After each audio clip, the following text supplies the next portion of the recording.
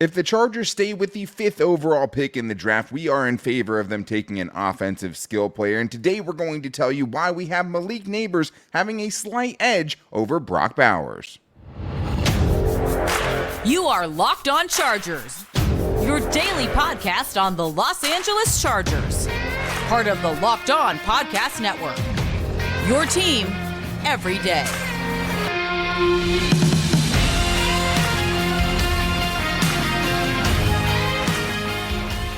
What is up, and welcome into the Locked On Chargers podcast. I'm your host, Daniel Wade, joined as always by my co-host, David Drogemeyer, and we've been covering the Chargers together now for 8 seasons, but this is our 6th year as a host of the Locked On Chargers podcast, bringing you your team every day. Thank you guys, as always, to the everydayers out there for making us your first listen today, and to make sure you never miss the show, go subscribe or follow for free on Locked On Chargers YouTube channel, and listen wherever you get your podcast from. David, what do we got today? Well, Daniel, it is Mock Draft Monday, and we are going to get into some of the top names the Chargers could potentially take with the 5th overall pick, and why we feel like Malik Nabers should be the guy, and why it's just a slight edge over Brock Bowers. And Brock Bowers, still a very special talent. I mean, a generational type tight end. And then we're going to talk about Romo Dunn, which is probably going to be a guy that we're going to feel a little bit more comfortable if the Chargers trade back to get him. Yeah, and some people have him as wide receiver 2. Some people have Malik Nabers there. Some people think Malik Nabers is wide receiver 1, but we're doing a deep dive into the most likely prospects at 5 for the Chargers. And today's episode is brought to you by FanDuel. Make every moment more. Right now, new customers get $150 in bonus bets with any winning $5 bet. That's $150 if your bet wins. Visit FanDuel.com/lockedon to get started.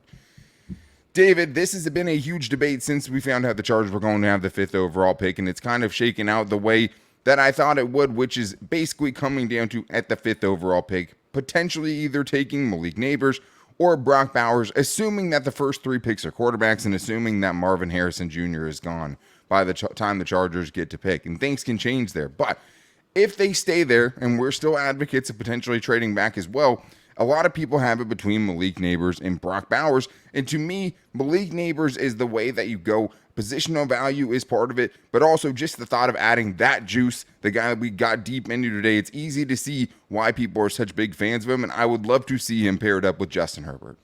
Absolutely. I mean, you've seen some of the great quarterbacks around the league have their young superstar wide receiver, and I want to see that happen for Justin Herbert. I mean, I love Keenan Allen to death, but Father Time's undefeated, so you got to start thinking about the future, and I definitely believe that Malik Nabers is the future for the Chargers with the 5th overall pick.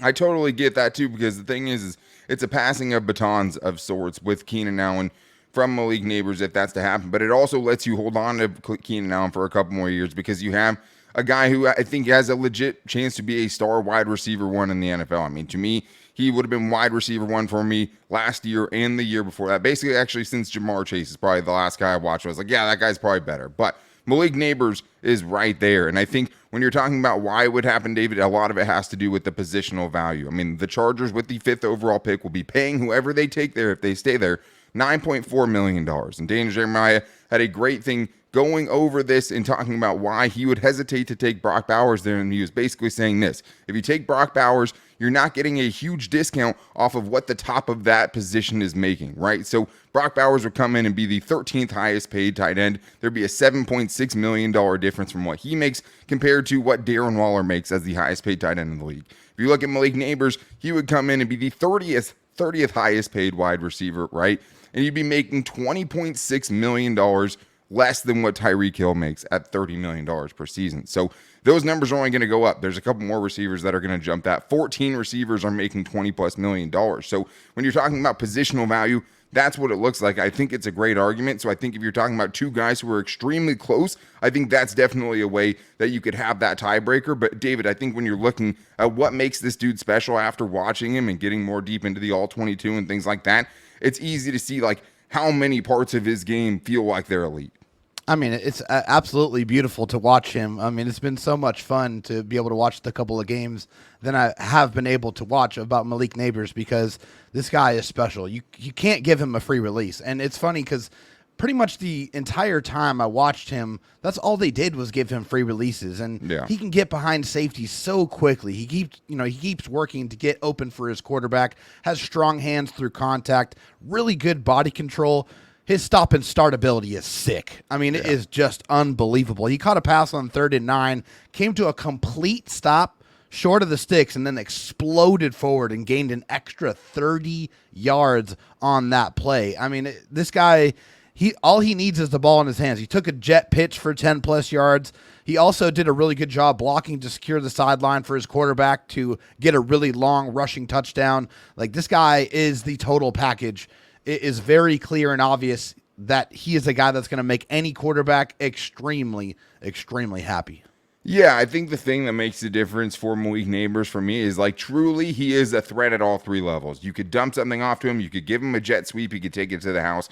He's really good in the intermediate areas of gaining separation and not ever taking a beat after he catches the ball to immediately turn upfield and turn into like a running back type of ball carrier. He has the speed to erase angles. He makes people take bad angles all the time. He's a home run threat waiting to happen, and he would obviously be the best home run threat that Justin Herbert has ever played with. Like, how quickly the dude is able to get up to full speed is crazy. He's also an elite ball tracker down the field. If you look at the over-the-shoulder catch he had against Alabama, I had to watch it like 5 times because that was beautiful. I was like, that's a reception. Like, it's just I had to watch it back a couple times too. Yeah. I mean, most 20+ yard catches in the FBS last year, according to Dane Brugler. And we're going to talk about the other guy who had the second most in Romo Dunn. So big playmakers to pair with Justin Herbert. But this dude is an elite deep threat, tons of juice. He's just electric. Like, when you see him, I mean, it doesn't even look like he's trying. And the way he also, like, shuffles and rotates kind of his tempo, and he'll lull you to sleep and he'll slow down just to immediately get past you. I mean, it's something that is so fun to watch and so fun to kind of imagine. Okay, Justin Herbert throwing it to this dude. If you're looking at cons, David, what would you say are the kind of the downsides, the things you could pick on? I mean, it was tough. There's not many. There really is not much. I mean, this is a guy that really brings to the table a really kind of complete skill set. But if you're making me forcing me to find some cons, he's obviously not the biggest wide receiver in the world. He's 6 foot even. He's 200 pounds, pretty decent size. But it's not Zay Flowers, right? Right. You know, he's not 6'2", 6'3" like we've seen with the Chargers wide receivers consistently. Also, I think he could probably put himself in better positions to be a little bit more consistent in the contested catch situations. I think that might be something that he can work on a little bit with his game at the next level. I mean, I think he's a pretty good run blocker. I mean, there's really not much there. I mean, those are really the only 2 things to me that really stuck out as far as things that he should improve upon at the NFL level. Yeah, I mean, I think he's a so-so run blocker, right? Like, and he's not such a big dude that you feel like, okay, he's going to be a huge impact player, but I think the effort could be better. Like, it feels like he knows when the play is kind of coming to him or it doesn't. True. Yeah, and he definitely lagged off of a couple backside blocks where, him and the corner were both seeming content to, kind of let it play out on the other side of the field. So he did have that key block on an 85-yard Jaden Daniels touchdown against Florida, I believe it was. Scoop, by the way. Yeah, he can. I mean, I definitely see. Patriots, you should get that dude with the 3rd overall pick because that dude is pretty good. So I'm kind of a body catcher sometimes. Like, when you're talking about those 50-50 contested balls, I think the nice thing is you've seen him make the spectacular catch, so you're not worried about it. Like, I've seen him pick up balls, next to his feet. I've seen him catch balls behind him and not slow down. So, like, you've seen him make contested catches, so I don't think it's a huge worry. At his size, I don't think that's going to be his game, especially with the separation he's able to create. That's it. At the same time, though, a lot of times you'll see him go up into a crowd and kind of try to catch it with his body, I think is something I saw. And, you want to see him attack those, obviously, with his hands. But he does that other times, right? So that's not like a consistent thing. The biggest thing here is going to be that he got arrested for illegal carrying of a weapon in 2023 in New Orleans. The charges were dropped later.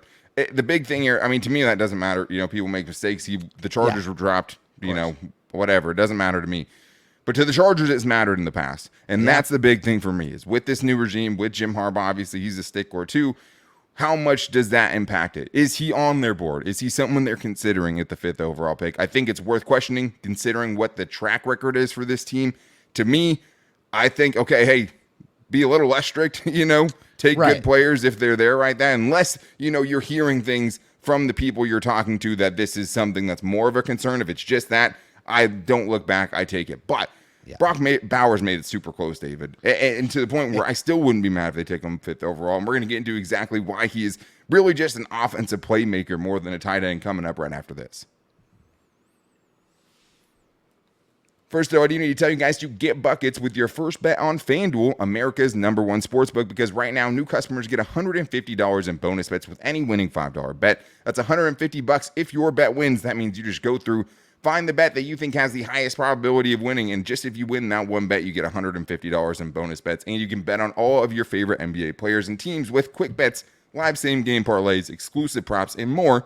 The other great thing is, right around the corner, we're heading to one of the best betting times of the season. March Madness is almost here, where you're talking 20 games a day, wall-to-wall madness, and having some action on it makes it even that much better, even if you didn't think March Madness could get any better. But if you're missing football, they already have these Super Bowl favorites already up for next year. If you guys want to get some NFL futures in, just visit FanDuel.com/lockedon and shoot your shot. FanDuel, official sportsbook partner of the NBA. David, I know it hurt you a little bit to do a, Malik Nabers over Brock Bowers show because it was so close. And in your words, you said, hey, it's 1A and 1B. That's how close you have it. And positional value, like we talked about, is a tiebreaker where, having Justin Herbert, who you're going to have to pay so much, right, paired with someone who's that cheap, right, you're getting that much of a discount on, is really, really hard to pass up when the two guys were close. Yeah. But saying it's close almost seems like underselling it, David, because watching Brock Bowers, I think you could easily see why the Chargers could go that direction with the 5th pick. Brock Bowers is so dynamic. It's unbelievable to watch him because of all of the different ways that he can hurt you on the offensive side. I mean, it's not unrealistic to think that he could play a slot receiver. He could play outside receiver with his get off and releases. He can give you some really tough yards as a fullback. Like, they moved him all over the place. They got him the ball in a lot of different ways, and he was really explosive and dynamic in all of those ways. Why would it make sense?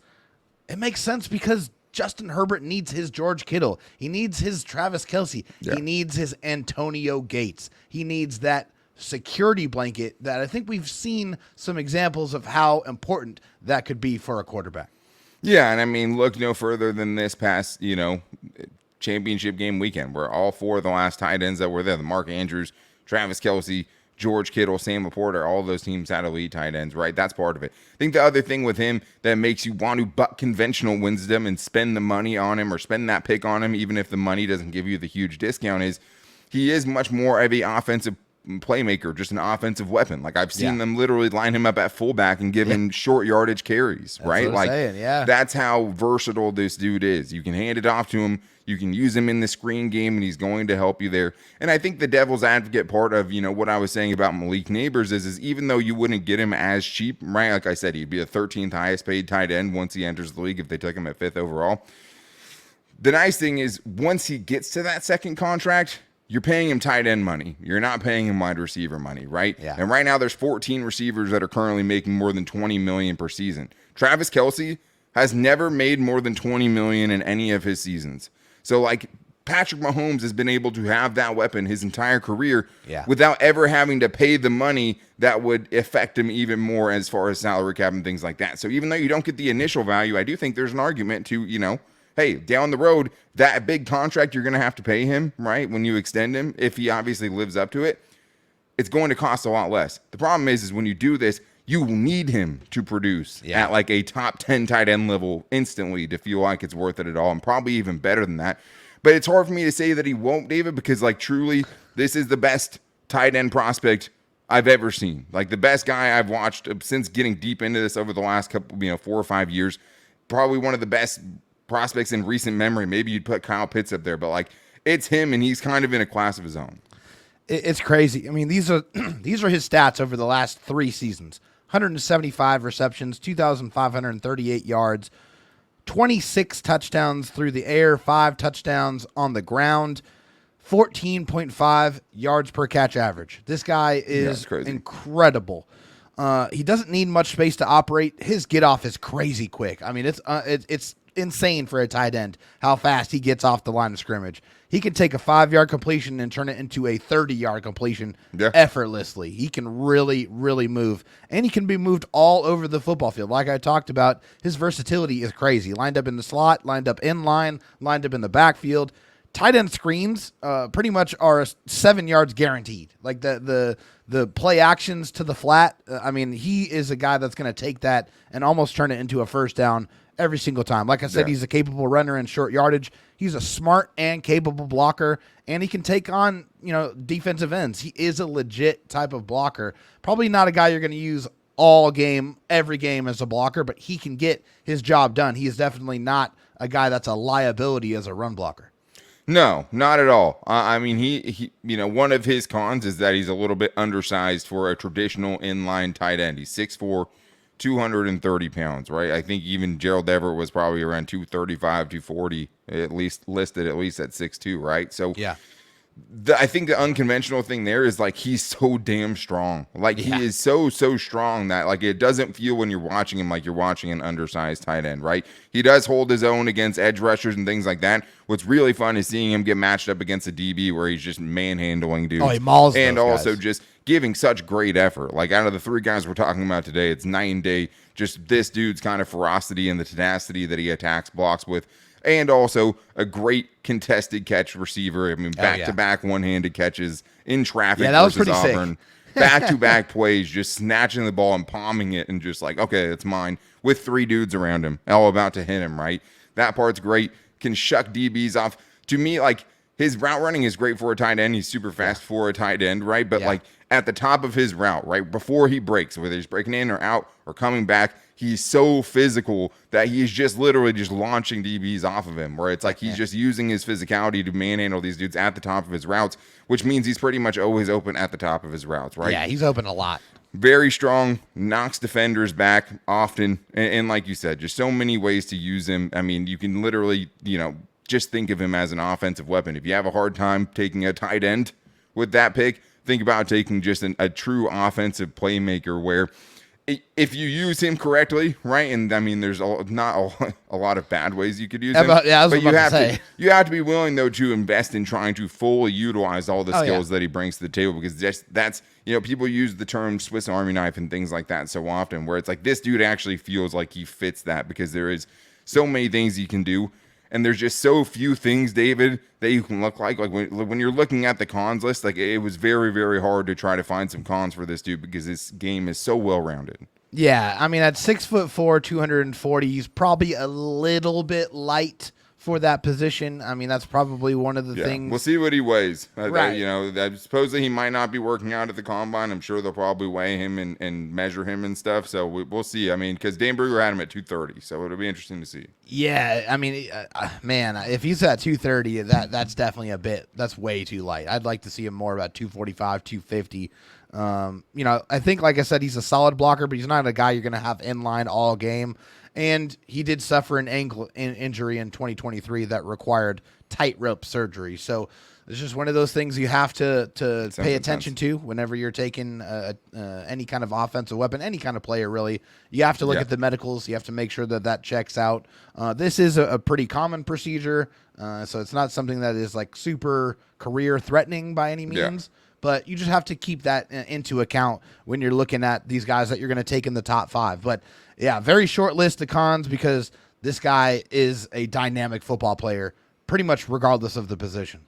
Yeah, and the crazy thing with him, too, is just he's been around so long that's like I remember Georgia's playoff run in 2 years ago when he was a true freshman and how good he was in that. And wrecking people immediately. I was like, oh, my God, that guy needs to be a Charger, right? And that was like 2021, right? Yeah. Like it's crazy how good this dude's been his entire career, and got it started so early. He's just been that dude for 3 years now, put up numbers that we You don't see freshmen do that right away. No, not physically, and he didn't, look physically out of, bounds even as a No, he looked like he fit right away, absolutely. Exactly. Like he looked like a monster even then. So it'll be interesting, can he gain the weight and keep the other parts that make him special? That's interesting, but I think if you're looking for the cons, it's truly just, you're taking an undervalued position with the top 5 pick, and the only other thing you really have to hold against him is what people hold against him is just the history of taking tight ends in the first round and as early as him almost never happens. I mean, Yeah. not like, Kyle Pitts is one of the only top 5 tight ends ever, pretty much. So, like, not a ton of precedent there, But that's like when you're looking and having to reach that far for the cons for a dude, I think it tells you, how special of a player he is. And he's the best tight end prospect I've seen. So if they took him at 5, I would understand it. If they traded back and got him later, I would love it. I mean, I totally get. I mean, he truly was a close call between him and Malik Nabers because both those dudes are special. If the Chargers come away with one of them, I'm going to be happy pretty much no matter what. But there's another option. The guy that Daniel Jeremiah moved the sticks has that the Chargers taking with the 5th overall pick instead of Malik Nabers, and that's Romo Dunn, who in his own right was one of the most exciting players in college football last year. So we're going to talk about him coming up right after this. First, though, I need to tell you guys that this episode is sponsored by BetterHelp. It can be easy to ignore our social battery and spread ourselves thin, especially with social gatherings picking up after the winter. I know this is something that I struggle with all the time. What's the right amount of socializing for you? And how do you recharge? Maybe you thrive around people, or maybe you need some more alone time. Trying to find that balance is something that's always very hard, especially for me. I have a kid on the way, right? So I'm trying to keep up all these relationships and hang out with my parents and hang out with family and all that stuff. And it's like, I got to get ready for a kid in a couple months, right? But one of the things that I've talked to about my therapist often is just that, trying to manage time, trying to see how I can maximize my time and feel better about the time I am using and what I'm doing with it, right? So if you're thinking about starting therapy, give BetterHelp a try. It's entirely online, designed to be convenient, flexible. You don't even have to leave your house. You can do it from home. No gas money, no nothing. Just fill out a brief questionnaire to get matched with a licensed therapist, and you can switch at any time for no additional charge. Find your social sweet spot with BetterHelp. Visit BetterHelp.com/LockedOn today to get 10% off your first month. That's BetterHelp, HELP.com/LockedOn. David, it's time to get into the last of the guys here that has been mocked to the Chargers several times and has been in the conversation as potentially the second best wide receiver in this draft, and that is Washington's Romo Dunn, who, with Michael Penix, formed one of the best duos in all of college football last year. They were electric, which is why it was so impressive what Michigan did to them, right? I mean, the biggest play that didn't happen from that game was a huge play to Romo Dunn that ended up getting called back. But I mean, you could see right there, he's doing that against that defense, this dude as a player, right? Before we get into him, though, I do want to tell everyone to make sure you're checking out the first ever 24/7 national sports streaming YouTube channel, and that is Locked On Sports Today, which is the only way you can get 24/7 coverage by local experts and people that are covering their teams every single day. It's unlike anything else that's out there. It's the first of its kind, so make sure you guys go subscribe to that. But Romo Dunn, David, this is a guy that he's not in the conversation for me as far as competing with Brock Bowers and Malik Nabers. I like those guys better, but I understand what he would bring to the Chargers. I understand people mocking him to the Chargers and being like, look, this is what he could bring to your offense. Yeah, I mean, sure. I mean, it makes sense for the Chargers because you're probably going to lose your best contested catch threat this offseason, Mike Williams, who is more than likely going to be a cap casualty. I mean, it makes too much sense. He's coming off of a torn ACL, and the Chargers are going to save $20 million in cap space by cutting him. So I think that's almost a foregone conclusion. And so they're going to need to replace that type of production. We've seen time and time again, it has kept the Chargers in many of games because of his theatrics and his ability to go up and get the football. Well, Romo Dunn can do that at a very high level. Yeah, he can. And I mean, I think both of us, for this one, I would rather trade back to get him. Yeah, not at 5. This is not a knock on him to me. For me, and if Malik Nabers and Marvin Harrison Jr. are gone, right, I would go probably with Brock Bowers if nobody's willing to trade back with me. But I don't think I would take him at 5. I think he would be a really good, solid trade back option if you're trying to get a blue chip offensive playmaker in this draft and you want to secure some more picks down the line in the draft. Totally fine with that. Yeah, I understand why people think this dude is going to be a wide receiver 1, because I think he's really, really solid at a lot of things. I think you're right as far as, what he does at an elite level. I think he's the best contested catch, high point, go get it receiver in this draft. But I think he's also more than that, right? Like I think when you think of Romo Dunn and his fit with the Chargers, he would be Justin Herbert's most legit deep threat that he's ever had. I think him or Malik Nabers, like Quentin Johnson, that wasn't his game. right? Like you could project and say he could be a deep threat guy, but Quentin Johnston was a catch and run guy. You didn't have him tracking balls over the shoulder all day long. And a lot of those, were Max Duggan ducks that we never saw what would have happened. And like to say, oh, well, if he wouldn't have underthrown it, he would have made a great play on it, right? That's just the facts. Yep. He does a lot of those things well. He's a great red zone weapon, right? He's a great contested catch guy, and he does a lot of really good things why I understand why he's going to be a first-round pick. I mean, hey, the stats don't lie, man, and there's some big numbers here for Odunze in 2023. 87 catches for 1,553 yards and 13 touchdowns. That is wide receiver one production, no question about it. But for me, he showcased an ability to catch the ball away from his body at a very high level. I felt like that was something that I was definitely looking for. Obviously, considering who the Chargers took last year, I want to make sure those hands are right. If we are going to be considering taking this player, even in the top 10, I think that's really important. He's a pretty strong run blocker, at least from what I saw in the two games. When he latches on, you're toast. That's it. He's going to take you out of the play. He does a really good job of catching in traffic. I think he snaps off his routes pretty well that cause separation. He's pretty hard to bring down. I think he fights for every yard, and he can really go up and get it. I mean, he has tremendous concentration and leaping ability. He can jump out the gym. He's going to go up. You throw the ball up to him, like he's going to go up and get it. I mean, he's really good with the body control there and putting himself in a good position to catch the ball and keep the ball away from the defender.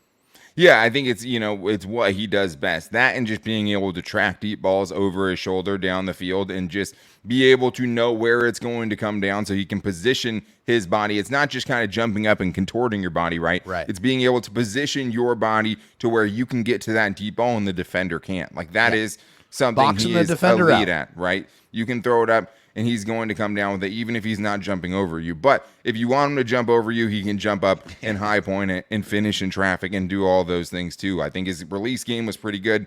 I think there was a couple guys he struggled with that were more physical, but not enough to really get a full gauge on it. But he is big enough to be an impact blocker, right? He's a long strider to me that eats up cushion quickly. He's a very, very fluid athlete that I think kind of takes away from his athleticism because I don't think he's super explosive in a twitchy kind of conventional sense. Yeah. But he just moves so effortlessly. Like the strides just end up getting people, and he's just able to see where the ball is going and track the ball down the field and create separation by doing that. So there are a lot of things I like about him. When you were thinking about the cons or reasons you would have hesitation, what did you come up with? Yeah, a couple things. I think sometimes he catches with his body a little bit more, especially on the lower throws when he has to, really kind of go down and get it. I think he relies a little bit too much on that. I want the hands to come through even in that situation. And in the couple of games that we watched, I was not super impressed with his yak ability. It just didn't seem like he was a guy that was going to get the ball and he was going to get 10, 15 extra yards. I didn't think he had the explosiveness to do that. Now, that could be the case. Just from what I saw, I wasn't super impressed with that particular skill set. Yeah, I get it. I mean, in the game against Cal, he had a really good punt return for a touchdown where you can kind of see the yak ability. I think for me, he's more crafty than he is quick, and I think he's more of a runway yak guy, which we've talked about before, where Malik Nabers has stop and start ability. So he can catch it, come to a complete start, stop, get going again, and make people miss that way. Whereas to me, Odunze is someone that is really good at kind of picking the right route to take, the route of least resistance to put himself in a good situation to kind of maximize his physicality as far as getting the most yards in that kind of way. But he needs to catch it while he's in a full sprint, after he kind of can already get that thing moving. Because to me, he's not a quick accelerator like Malik Nabers. He's kind of a build-up speed guy, feels like not good enough, but like he's just not a super electric. Same thing with like his route running, whereas the route running is a lot more fluidity and setting people up, and there's kind of a deftness to it where he's more crafty and is for, whereas Malik Nabers is more exploding out of breaks and he's gone and he just leaves people in his dust. Romo Dunn relies much more on his craftiness, on his football IQ to kind of soften up defenders that are going to be near him and break his routes off that way. So different kinds of players, obviously, but you're talking about a 6'3", 217-pound receiver who runs routes really well for a big receiver, because Keenan Allens are rare. You know what I mean? Very. Dudes who are as tall as that do not run routes the way we see dudes doing it now. He's a really good route runner for his size. Even if he's not an explosive athlete, I think he's a really fluid athlete. To me, there's just a gap between Malik Nabers and him. I like him. If the Chargers traded back and got him, I still think I'd be very bullish on his chances of, wide receiver one.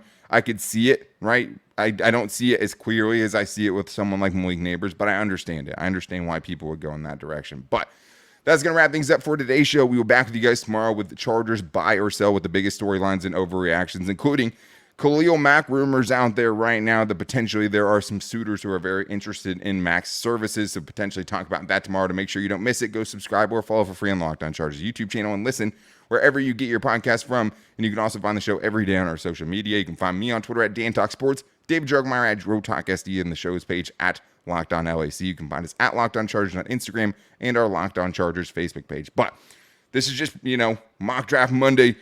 Part 1, there's going to be so many more, and excited to keep getting into this draft. And there's also free agency coming up. Make sure you guys are back here tomorrow for Chargers buy or sell with the biggest storylines and overreactions. Until then, take it easy and go Bolts.